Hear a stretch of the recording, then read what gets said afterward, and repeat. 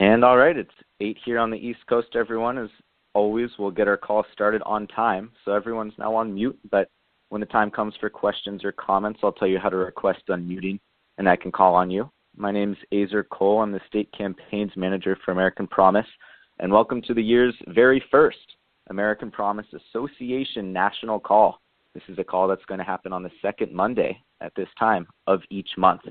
And last year, we opened these calls up to the entire country, regardless of if they were in an American Promise Association or not. And this year, we're going to have intro calls for folks who aren't already in APAs, which will be different from this really expert organized folks call where we can really do a deep dive into some of these important issues and have these great guest speakers. And we're making these monthly calls on the second Monday of each month exclusively for you guys, the people doing the heavy lifting, the citizen leaders who really have already stepped up and are joined or joining American Promise Associations, or said another way, the folks who are going to win this amendment. And we'll be able to go in more in depth, discuss more specific strategy, and really help you better use this call to organize your group around month in and month out action. So thanks everyone for being here tonight, or maybe you couldn't make it and you're listening to the recording afterwards, but either way, you're part of this growing community stepping up to save our democracy. So thank you. Tonight we're joined by Joel Richard, Legislative Counsel for Florida Congressman and 28th Amendment champion Ted Deutch. And after we hear from Mr. Richard, we'll pass it over to Ellen Greene Bush, leader of the Port Clinton, Ohio American Promise Association, to share about her group's recent meeting with Congresswoman Marcy Kaptur. Afterwards, we'll go into this month's action, which is asking 3 friends to join us for next month's National American Promise Association call. It's going to be the second Monday of February from 8 to 9 p.m. Eastern Time. And as many people on this call know, this movement really grows one person deciding to step up at a time. And I wanted to start by sharing this quote from a recent op-ed published by Sam Daly Harris. Many of you know him. He's the founder of Civic Courage and a coach to American Promise. And the quote is, David Katz, founder and CEO of the Plastic Bank, said, "You and I see something happening in the world that doesn't work and say to ourselves, someone should do something about that. What we really mean is, I want to do something about that, but I don't know how." End of quote. Let me repeat that. You and I see something happening in the world that doesn't work and say to ourselves, someone should do something about that. What we really mean is, I want to do something about that, but I don't know how. And I think we're all on this call because we see something that's not working, our broken democracy. We've found a vehicle for fixing it and a vehicle to empower us to make it happen. We've found the need for the 28th Amendment and the empowerment American Promise works hard to offer. And this is a powerful feeling, and it's also a responsibility to spread the word, to get good at talking to others about this solution, and really to win this historic nationwide campaign for political equality. And more, we're seeing our impact. The 116th Congress is making the 28th Amendment a priority like it's never been before.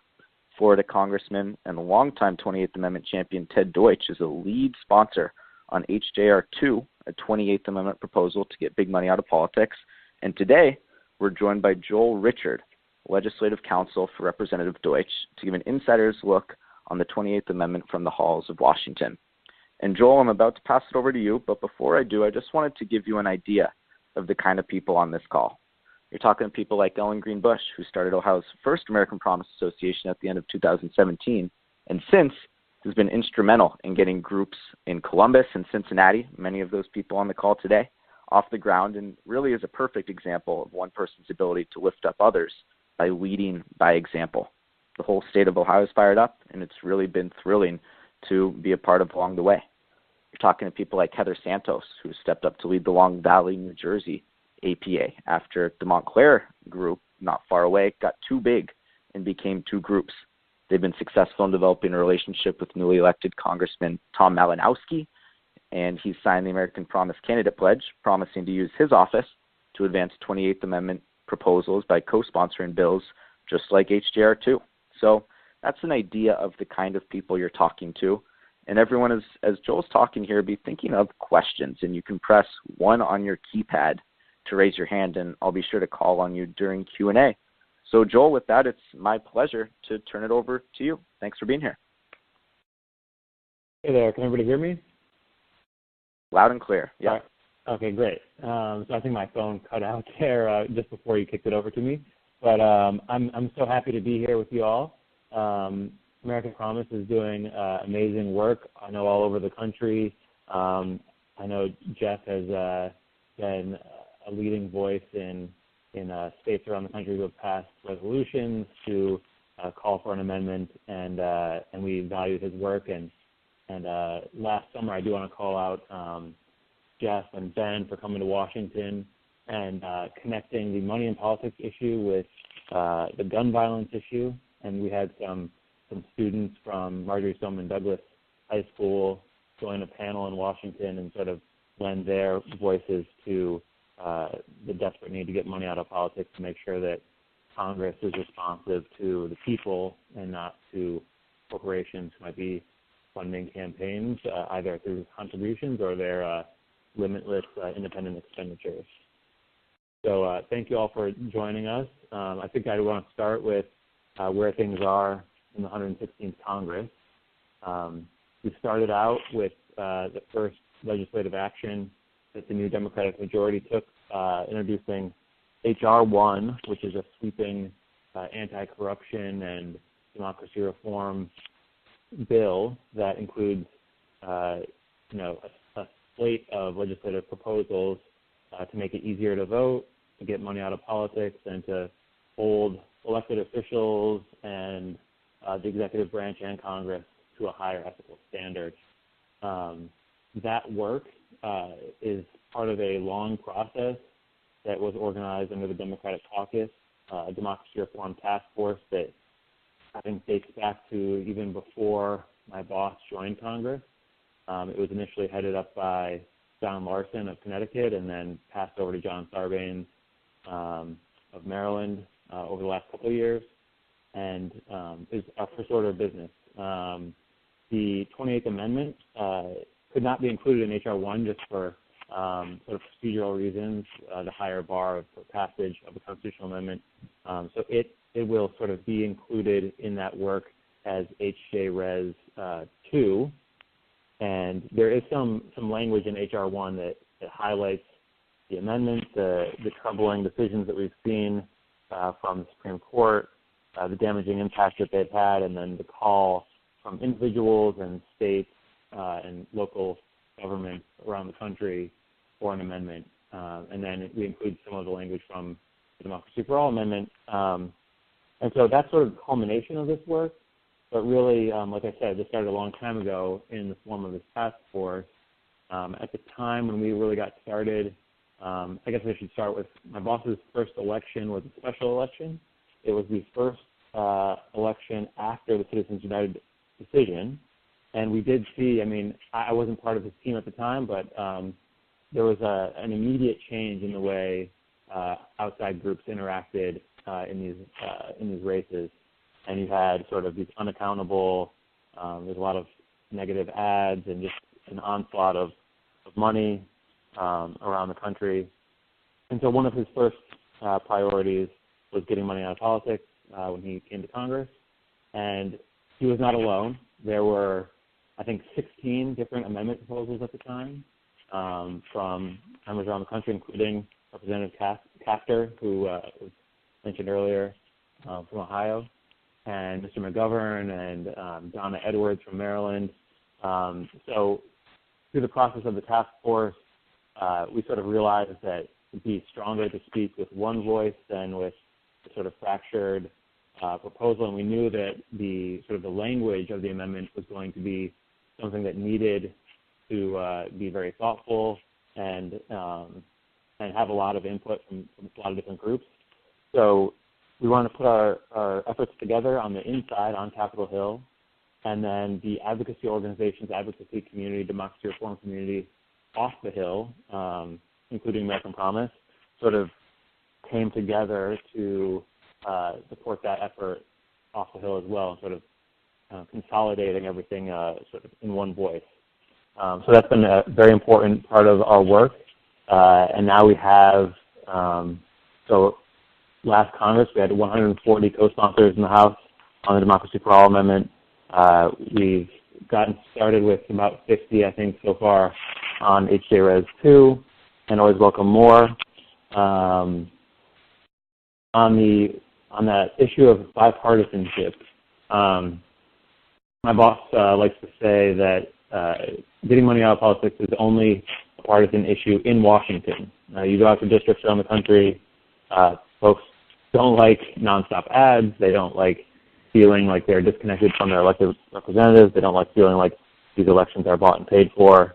And you see that in public opinion polling as well. So depending on how the question's asked, there's some good work out of the University of Maryland recently that showed 2/3 of Americans want big donors' influence to be limited in our elections. Others will ask things like, is our campaign finance system broken? And those sort of questions get about 90% yes. And those numbers break down across the party line. So it's certainly lower on the Republican side, but support for getting money out of politics is bipartisan across the country. When you get to Washington, it's much tougher. We've had good support in both the House and Senate from Democrats. Last time the Democrats were in the majority in the Senate, they held hearings in the Judiciary Committee, marked up the amendment. The Democracy for All Amendment went through a couple changes at that point, and then didn't clear cloture in the Senate. So it was stopped in the Senate by Republicans. We didn't have enough votes from Democrats at the time. But we moved onward in the House in terms of our sort of legislative drafting and continuing to build support. And now we are in a position to advance the legislation in again, a thoughtful way. We have language that we've been working hard on, but we certainly intend to open up the language to hearings in the Constitution Subcommittee, on the Judiciary Committee, and then hopefully move forward with a markup and then eventually a floor vote on the amendment itself. So there's going to be a lot of committee activity around H.R. 1 in the early days of the Congress, but then we certainly hope to have experts come to testify on the amendment issue, the corrupting influence of money in politics, and then have a markup and floor vote. Make sure people are on the record for this issue.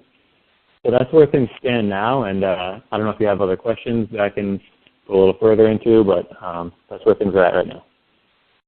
Yeah, well, thanks, Joel, and I'm sure some people on this call have questions. So again, you can just press 1 on your keypad to raise your hand, and I'll give you a call. And when I do, just shout out where you're calling in from and what your question is. I see that Stephen has his hand up. So Stephen, you're unmuted.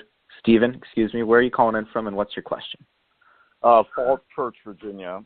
I have 2 questions. One is, you mentioned hearings. When do you anticipate those hearings to take place? And my second question is how I was up there after the American Promise conference, or as part of it, lobbying on Mr. Deutch's amendment as well as Mr. Nolan's amendment. I understand that amendment is being carried this year by Pramila Jayapal. And how will the hearings be held? Would it be just on the one bill, on multiple bills? What's the prognosis?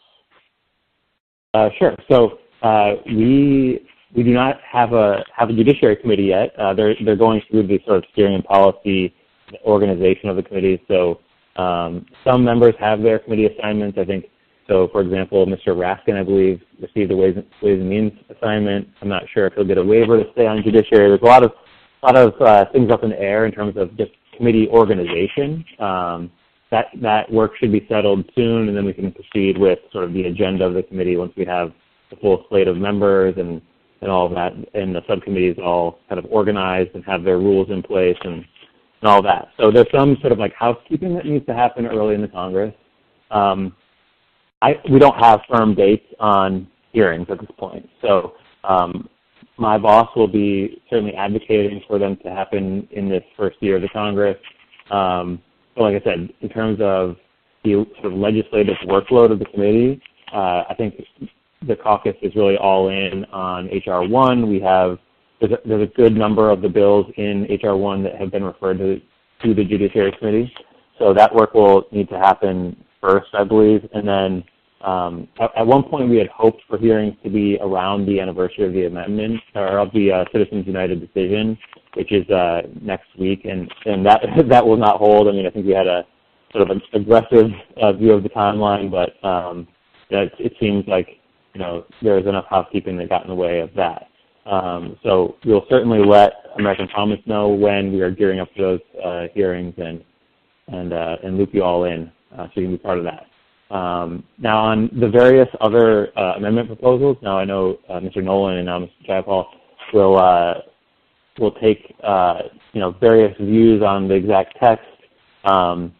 Certain folks want to play up more like corporate rights and corporations are not people, money is not speech, that sort of framework, and that is something that my boss has always welcomed. I think we see value in having one proposal that we welcome everyone on and sort of use as a rallying point. But Mr. McGovern has also introduced separate amendments every Congress, and Congressman Deutch certainly supports those efforts as well. And like I said, those sort of like the differences in language and approach will be things that are certainly sort of uncovered and explored in the hearing process. Amending the Constitution is something that my boss certainly does not take lightly, and there's no sense in sort of quieting certain viewpoints in that process. It has to be a deliberative process. It has to be a process that includes a lot of different voices and make sure we get this right. So that's how I would put that now, and we certainly look forward to getting the biggest part of all of this is getting the attention on this issue that it deserves. So having a Congress that is focused on money and politics, that is exploring these issues, is something that we have not had in a while and is definitely needed. Fantastic. And Stephen, as soon as we get a sense on when those hearings will be, we'll certainly be letting all of you guys know and, writing letters to your elected officials, making sure they know about them, making sure, they voice their support is going to be central to this next congressional session. And I see, Joel, that hands are just flying up. So Travis, I'm going to unmute you. You are next. Where are you calling in from, and what's your question? Yeah, this is Travis Speaker here in Delaware, Claymont in particular. My call quality is a little poor, so I'm kind of catching things here and there. It's a little buzzy. Just wondering, it's like, so is American Promise getting fully behind H.R. 1 then? Are we working to support that? Because my understanding of that was that the campaign finance component was limited to public financing and transparency measures, and it's not exactly inclusive of the amendment effort. As noted, it's kind of a separate thing because of the higher bar of the ratification of an amendment. But I'm just wondering, are we getting on board with that? Yeah, I can take this one, Joel, just in relation to American Promise. Yeah. American Promise is, supporting specific pieces of 28th Amendment legislation in terms of, which bills am I going to be writing, fact sheets for and including in, template meeting talking points for elected officials. And as Joel described, H.R. 1 covers a lot of good government topics, and because of procedural issues, 28th Amendment language is included in separate bills like H.J.R. 2 that Congressman Deutch is a lead sponsor on.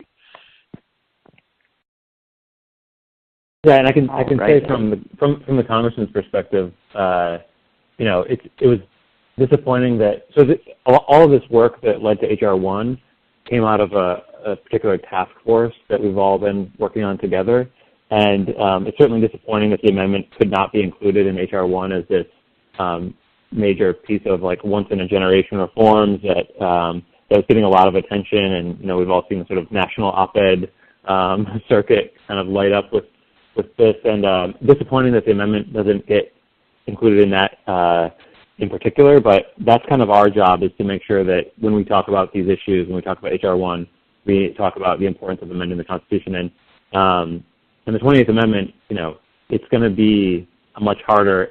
First of all, H.R. 1 is going to be an uphill battle, right? I think the Democrats are hopeful that we can pass it in the House and get a lot of voters to sort of see that we're trying to do the right thing, and that there are things that will get in the way of that could work, and we're hoping that that will wake people up to what's going on in the Senate and getting in the way. But amending the Constitution is going to be even harder to do than that, but it's a long road ahead for both, and so we would welcome your support in this long endeavor. I think you found a receptive audience. Let's go to Richard Asimus. You had your hand up next, Richard. Where are you calling in from, and what's your question? I'm from Cincinnati. Thanks for being with us tonight, Joel. My question is, Cincinnati is a very gerrymandered city, region, and so we have 2 Republican reps here in this area, and we've approached them about getting big money out of politics and even signing the pledge and all that, and they tend to not pay attention to us. I'm curious, from your point of view, do you have anything that might create a crack in the door or might create some listening, perhaps? We occasionally can get to their staff that could make a difference in regards to getting money out of politics. Sure. So I would first note that that's where the sort of complementary nature of H.R. 1 and the amendment go hand in hand, where there are anti-gerrymandering provisions in H.R. 1 that will address that. But in terms of the reality of today, where you're represented in this district that might not represent your values because of the way the lines are drawn, I would say that, and I guess this is sort of self-serving in a way, that the staff is important, and they are frequently the gatekeepers to the office, so valuing any staff time that you get is important, and especially if you're dealing with a non-receptive office or one that you think isn't in line with the topic that you're trying to talk to them about, making inroads with staff in the first place is really where you get started. And then I would say, visiting your member if they have district hours and meeting staff that way, being as friendly as possible. And because I don't work in the district office, but I know that our district staff, they get to know a lot of folks. They get to know them well. And if you're a friendly face, it's just so much easier to kind of chat with people, even if you disagree. And we have issues that we disagree with very strong advocates about back home, but we can have good relationships with them and definitely hear them out if we get to know them and have good conversations with them, regardless of where we stand on issues. So it's really just about making relationships, and that kind of extends beyond the one particular issue that you're there to talk about. Maybe if you can find some common ground with your member on some other issue, you can get to know a staffer in some kind of way that leads you to another place, and you can have a more open audience on the amendment piece. That's my advice. Yeah, relationships are the word that we often come back to, where every time you have a meeting with the member of Congress or their staff, you're trying to move that office one small rung up the champion scale and just improve your relationship every single time you see them. Let's go to Marie, and then we'll go to John next. So Marie Henselder-Kimmel, you are unmuted. Where are you calling in from, and what's your question? Hi, Azer. I'm calling from Cherry Hill, New Jersey, from Tri-County, New Jersey American Promise Association. And Joel, thanks for speaking with us tonight. My question is sort of a follow-up on the previous question about Republican congresspeople. I don't have a Republican congressperson, but with John Katko coming on as a primary sponsor and being a Republican from New York, do you know of a little more receptivity among maybe some of the centrist Republicans that are on the Reformers Caucus or the Problem Solvers Caucus? Is there anything that you know about a little bit more movement towards potentially being co-sponsors with some of the Republicans? Yeah, so I don't have a targets list in mind yet with people who are ready to jump on. I wish we were that far along, but we aren't. And so I think we will be counting on Representative Kako and his staff to lead that effort. I have been pleasantly surprised and encouraged by Representative Kako's commitment to this issue. I think a lot of people, I mean, if you look at issues like climate change, if you look at issues like gun violence, if you see the few Republicans that might be on board with bipartisan proposals, it can look like it's this like sort of tokenism or maybe greenwashing a record or things like that. Everything that I've heard from Representative Kako and his office, they're deeply committed to this issue. So that's a good thing, and it can help in terms of doing the legwork in Washington, making sure that he's having conversations with his own members of the Republican conference to sort of open them up a bit. I think that's going to be, again, a long process that takes some time and again, those relationships. But I think having him on board, like you said, as a lead sponsor this time around, rather than kind of jumping on once things are already rolling, is super important. So while the co-sponsor list will, I think, continue to be quite imbalanced, the other person, I say, Walter Jones, is another Republican who's been supportive of amendment proposals in the past and is certainly concerned about campaign finance, but it doesn't, two members is an opening, but it's not, we haven't seen where we're shifting the weight of the support yet. Mm-hmm. Yeah, that is a continued challenge. I think we've got time for a couple more questions here. So, John House, you're unmuted. Where are you calling in from, and what's your question? I'm calling from Santa Fe, New Mexico. Thanks, Joel, for being on tonight. First, I want to make a comment, and then I have two short questions. The comment is Section 2 of HJ Res 2, I think is, I want to pay it a compliment. It cleverly deals with the difficult problem of stating that corporations have no rights under the Constitution. Since gradually over 200 years they have been given that, and not just the latest First Amendment rights, but Fourth and Fifth, and protected by the 14th Amendment, and so to require that the amendments say that corporations and other artificial entities don't have constitutional rights, that would have to undo a whole lot of law, and that may be too much to handle. And Section 2 handles that very deftly by saying that that the Congress and the states can nonetheless go ahead and regulate those rights and even prohibit artificial entities from spending money in elections. So I'm glad this bill is among the ones that are under discussion. The two questions are on language. One is, it says Congress and the states shall have power to implement and enforce, etc. I'm wondering why local governments are not mentioned as well. I've seen them in other iterations of the bill. And the other comment I have is that this bill, like some others say, that the government may regulate, as opposed to say that it shall regulate.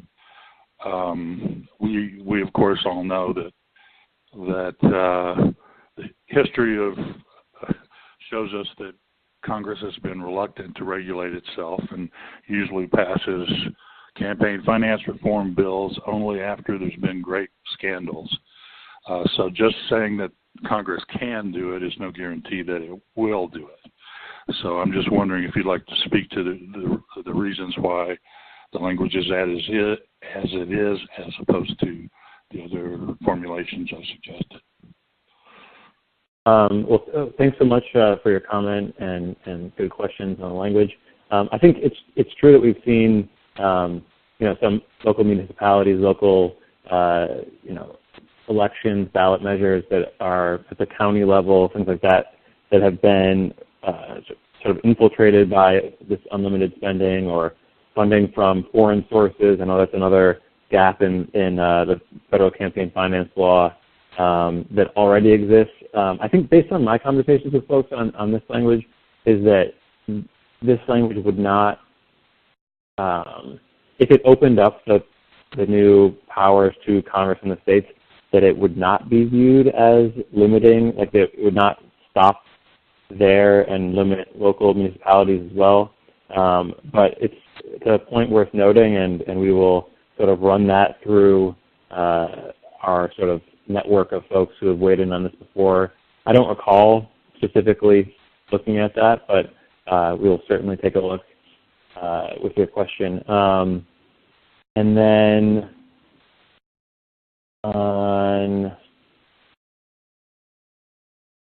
I'm trying to recall the second. I think the second point was on shall versus may. Oh yeah, shall versus may. So yeah, that I think with such a broad power, saying shall could produce something that if Congress could fulfill its requirement to regulate by saying that there are no limits, right? So I mean, it's an open-ended thing, but right now, since we're trying to overcome something that is prohibited, like allowing the actual granting Congress the power is our first hurdle. I don't think I would see it as the problem going forward, and it also kind of depends on a lot of the other sort of like health of our democracy in general, right? So like if we're going to have to deal with gerrymandering, we're going to have to deal with disclosure, we're going to have to deal with a lot of other things that that make our democracy healthier and make elected representatives respond to the people that they represent, not to other conflicts of interest or funders. And so that, I think, addresses that problem, that if we have a healthy functioning democracy, we won't have a Congress that decides to step away. And we've already seen the sort of damaging impact of money in politics. I think a Congress would be eager to regulate if they had the power. Great, Joel. It's not every day we get a legislative staff member on these calls, so that, the lawyers always have those good detailed questions. So thanks for answering that. Do we have time for one more quick question? Sure. Great. I think that Nancy has had her hand up for a while. So Nancy Morgan, you're unmuted. Real quick, what's your question and where are you calling in from?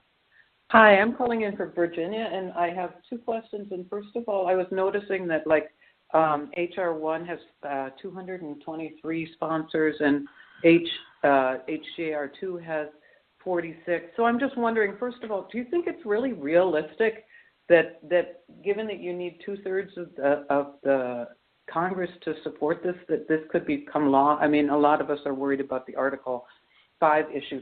My second question is perhaps more focused on to Azor in terms of the New Jersey comment about identifying marketing, getting the Republicans on board, because when you look at the data on open secrets in terms of how much was spent in the last election and how much came from the left, could AP come together with some fact sheets on how much money was spent on the election, where it came from, so we could make the argument to Republicans that, hey, this is becoming an issue for you. Before, the Republicans spent a lot more than Democrats, and now everybody should be concerned.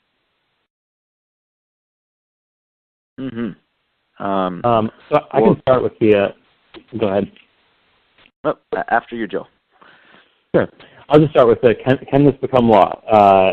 I would say not today, but it's going to be a long road. And I think, so we are, 2 weeks into the new Congress. In terms of number of co-sponsors, there was, a lot of, there's a lot of pieces behind and a lot of sort of caucus support for HR 1 that was certainly seen as the number one legislative item as soon as we came out of the changeover in the new Congress. So having 223 co-sponsors on, I don't doubt that I would say anyone who's on HR 1 is potentially a co-sponsor of the amendment. That's just going to be a process of kind of working new members through exactly what the amendment would do and where how this process came about, like the sort of years of work that we put into it already, and getting people up to speed on new members. And then a lot of folks just, if they've been co-sponsors in the past, and I'm sure they will join again. It's just a matter of sort of getting over the logistical hurdles of everyone settling back in. So I think we can have the level of support that H.R. 1 has on the amendment as well. I don't think that there's a big distinction between the sort of values behind H.R. 1 and the values behind the amendment. So I think we'll get there. But again, can it become law today? Senator McConnell controls the floor in the Senate, and he would never bring an amendment to restrict the sort of cash flow at this point. Little known fact, or maybe very well known fact in this group, is that Senator McConnell had a campaign finance related constitutional amendment of his own in, I think, the 80s, maybe the 90s, and we we unearthed that a while ago and made that part of our messaging. Fell on deaf ears at the time, and I don't think he's been good at sort of tuning out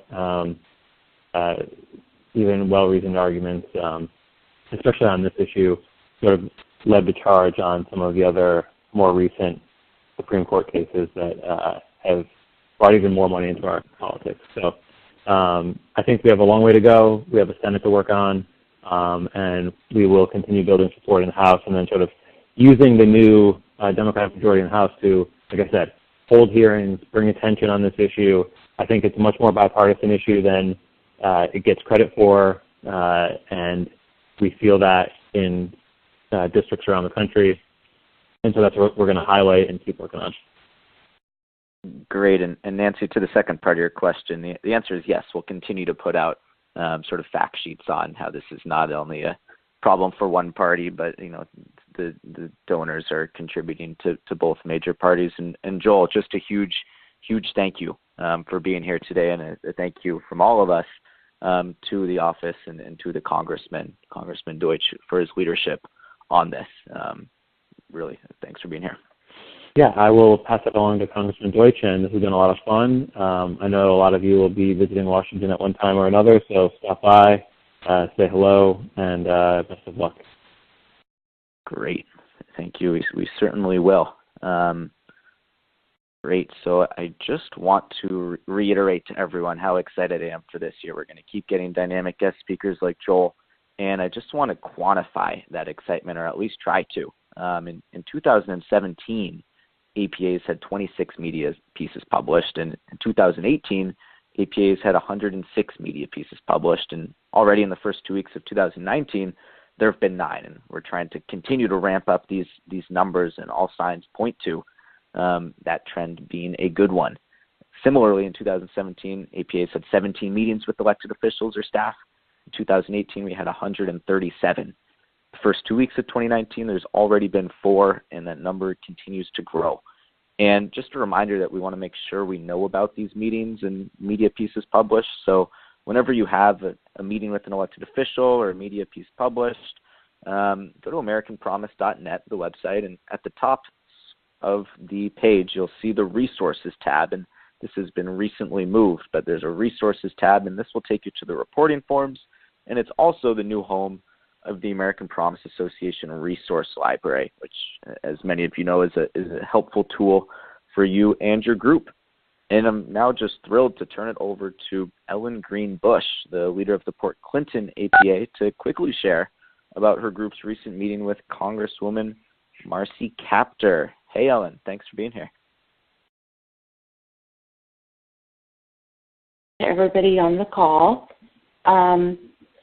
In Port, during our last meeting of 2018, we really wanted to start off the year with a bang, so to speak. During the midterms, at that time, we were the only Ohio group in American Promise, and we had contacted all the elected officials and candidates in all 16 of our congressional districts about signing the pledge. And so starting in 2019, we kind of wanted to reintroduce ourselves to those who had been elected And we also recognize that with the 116th Congress were some new opportunities. We knew that the House leadership was changing, the membership was changing, and so, and we had also heard a lot about the H.R. 1, but we wanted to really make a distinctive kind of an ask in Ohio of our Congress people. First, we specifically wanted to ask for cross-partisanship, and we specifically wanted to focus on the HJR 2. There was a lot of publicity around HR 1, but we felt that was very partisan. So with that in mind, we asked everybody we knew in the different Ohio congressional districts to contact their representatives in January in any way they could: postcards, emails, phone calls, visits, write letters to the editor, post on social media. And particularly in Port Clinton, we have a very long and narrow 9th district, but we had help from people in the west and the east. We also got some help from Central Ohio, which is newly formed, and they are in 3 congressional districts. And we even had some help from somebody who has not even yet launched their American Promise group, and that's a group in the Elyria area. And it seems like everybody knew someone who was willing to help us. And then just as we were getting these messages out to our Congress people, the HJR 2 was introduced into the House. And so we were really able to amplify that message: cross-partisanship and the constitutional amendment. So within the first week of January, we had a meeting with a representative from Marcy Kaptur's office, and we had already established a relationship with her. In fact, we've been very friendly with her, and the first thing she said to us in our meeting was, are you guys the ones that are sending us all the postcards? And we kind of had a good laugh and said, yes, we were. And she said that just that very day that she met with us, Congresswoman Kaptur had like 400 emails, but she didn't have time to read them all, and she was on her way back to Washington. So she took a big pile of our postcards to read with her on the flight back to D.C.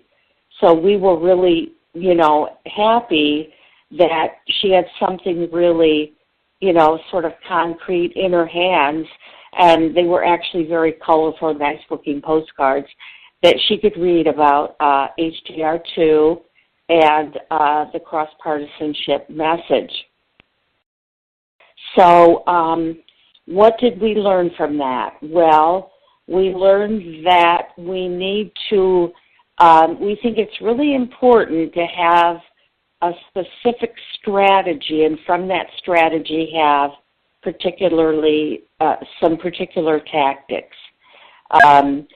We learned that we can reach out across the state to get people coordinated with us, and we also thought it was important to do something kind of unique. We also found out that people like to do things, and it seems like in particular people like to have get-togethers to do some kind of an action, and right now postcard seems to be one of them. So we were very, very happy with what we had done.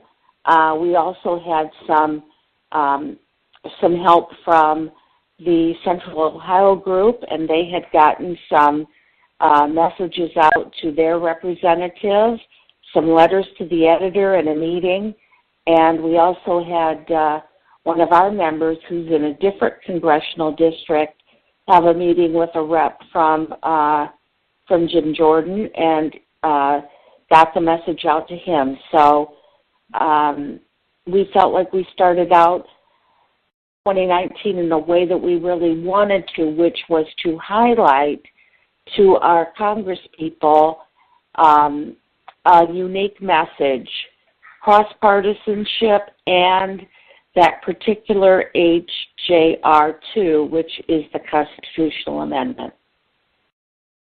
Fantastic, Ellen. I love the imagery of Congresswoman Capter on the plane reading, the dozens of postcards you sent and understanding everything that went into what led to that moment, whether it's you starting the group in Port Clinton, helping groups form in other parts of the state along the way, coordinating amongst yourselves, all culminating in that moment, which will continue to progress into your relationship with the Congresswoman, certainly a person of high esteem and importance in our country. So thank you for sharing, and thanks for everything you and everyone's doing in Ohio. I'm really excited to pass it over to Waboy, the outreach manager for American Promise, now to talk about this month's action. Hey there, Waboy.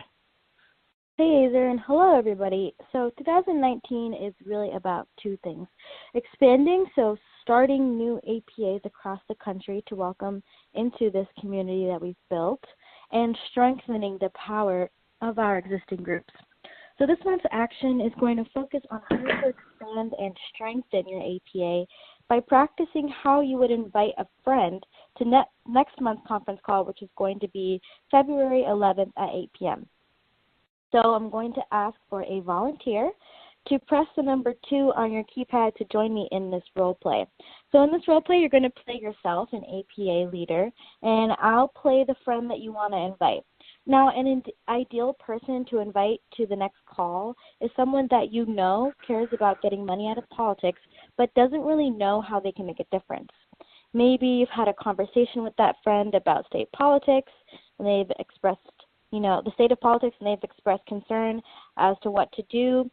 So be sure to engage your friend and remember that conversation that you had so that you can press why they care about getting money out of politics.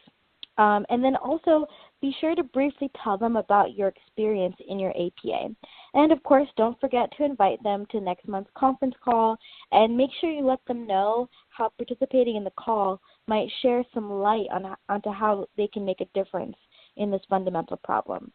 So I know that you guys are already experts on how to invite people, so I'm expecting everybody to raise their hand. So just press the number 2 on your keypad if you want to do this quick role play with me. Oh, come on, people. It doesn't look like anyone's pressed 2 yet. You know what, Azer? How about we do it? I see someone has saved me from doing this. Thank you, John House. John, you're unmuted. Great. Okay. Hi, John. Hi, how are you? Good. All right. So I'm going to be your friend, and you're going to be John, okay? Yeah. Hey, listen, Wambui, you and I have talked several times about, the terrible problem of gun violence in this country.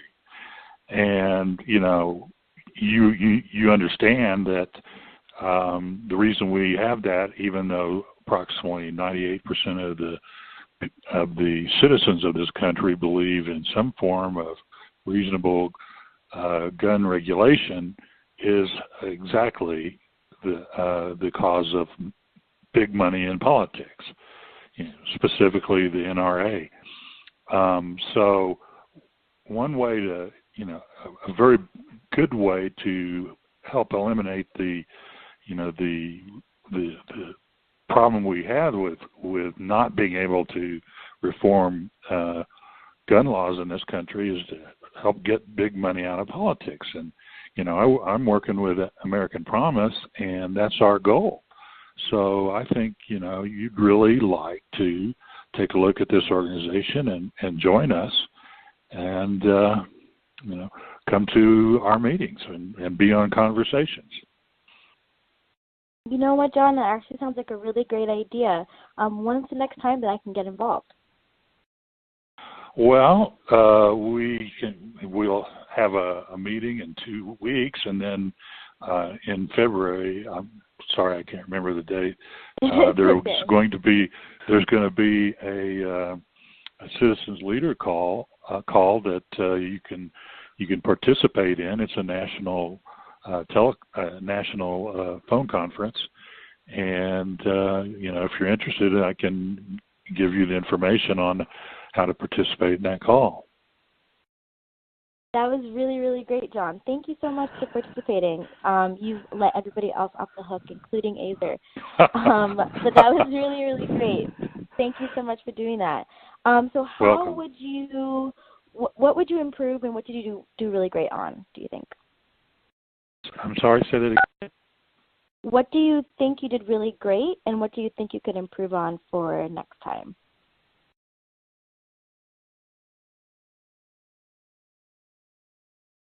Hello? Well, I think that you did a really great job of connecting the issue to something that I'm assuming your, fake friend and you talked about, which is really important. And I think that you did a really great job of grounding the issue and reminding the person why this is something that's important to them. The only thing that I would change is I really wish that you talked about your experience a little bit more and, why you've enjoyed being a part of American Promise, because I think when a friend is talking to a friend, you kind of trust their inside opinion. So that's the only thing that I would change in if you're doing this in real life. But apart from that, really great. Thank you. No problem. Thank you so much. And thank you, John. Do you want to do another one, boy? And I see a couple people have their hands up. Yeah. We've got some time. Well, let's go to Monica, who has her hand up. So, Monica, you're unmuted. Hi, can you hear me? Hi. Yes. Hi. All right, go ahead.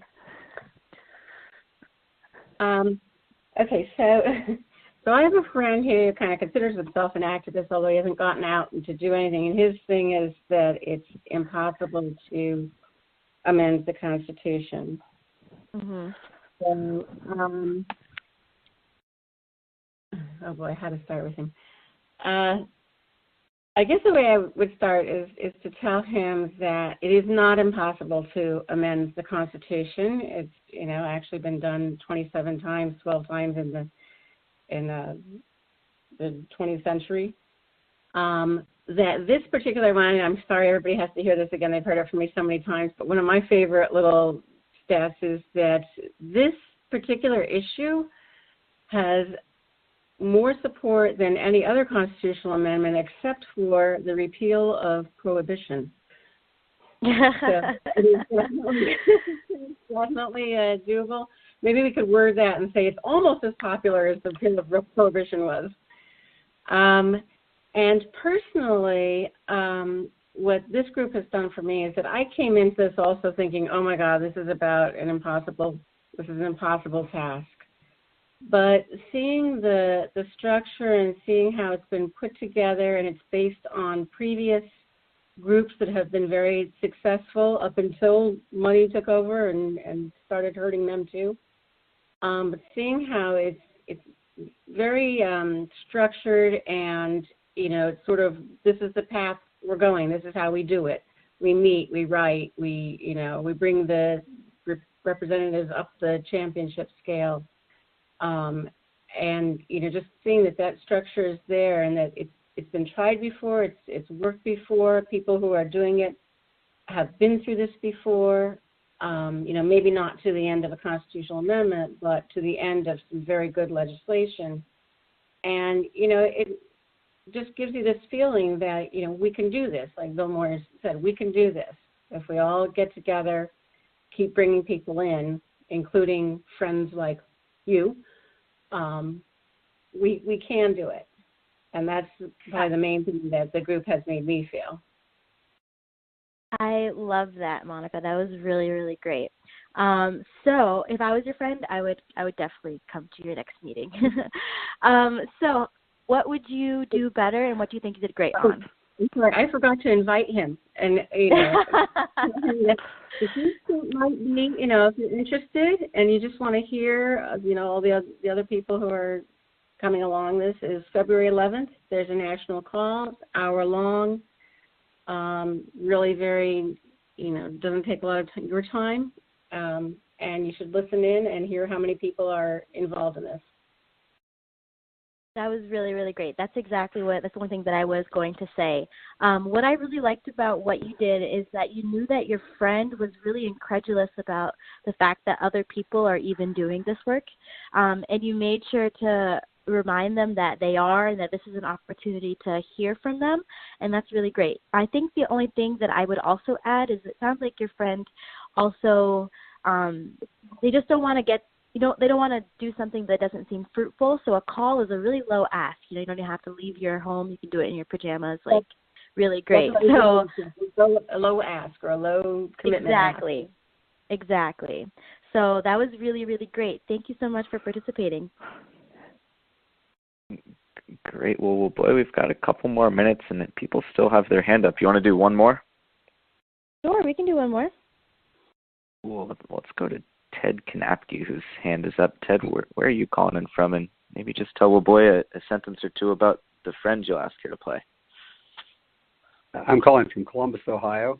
And LaVoya, you and I have talked a little bit in the past about a number of the issues that have been raised in the Columbus paper, a lot of letters to the editor the last couple of months about local issues of money causing scandals, state issues, and even federal issues. And I know you're pretty civic-minded.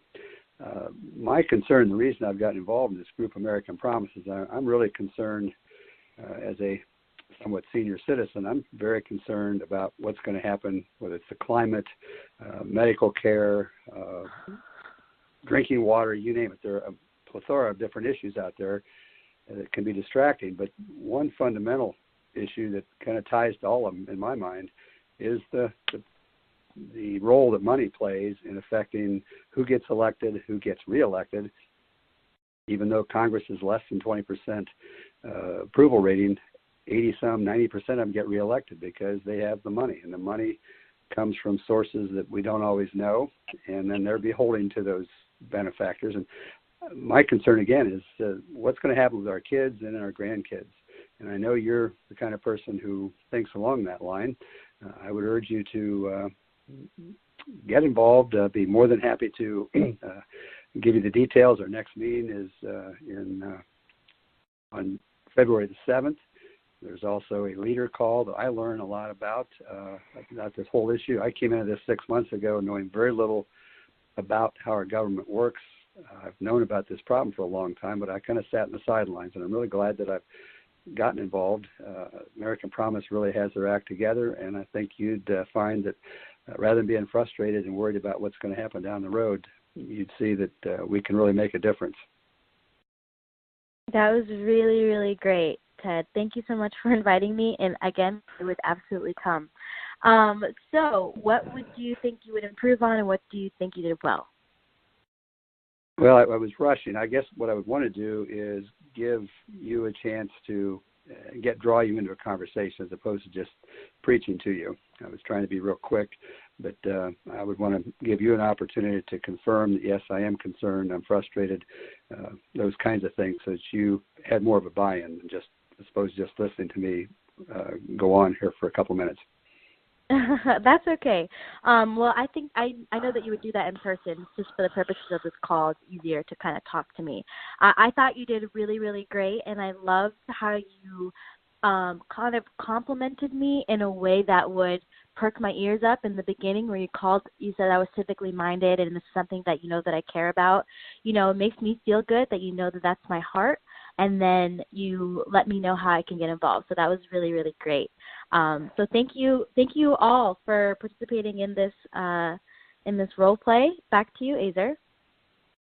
Thanks, LaVoya, and I'm excited for the next one of these calls. And we'll have 4 times the amount of people because everyone will successfully get 3 friends to come. That'll be just great. We'll probably have 45 minutes of role plays. But everyone, it's about 9 p.m. here on the East Coast. So stay afterwards, complete the action sheet. You've all got that in your inbox. And I'm going to take everyone off mute so we can say goodbye. But thanks again for everyone for taking the time to be on this call. And I think it's going to be really just an incredible year. So everyone is unmuted here, and have a great night, everyone.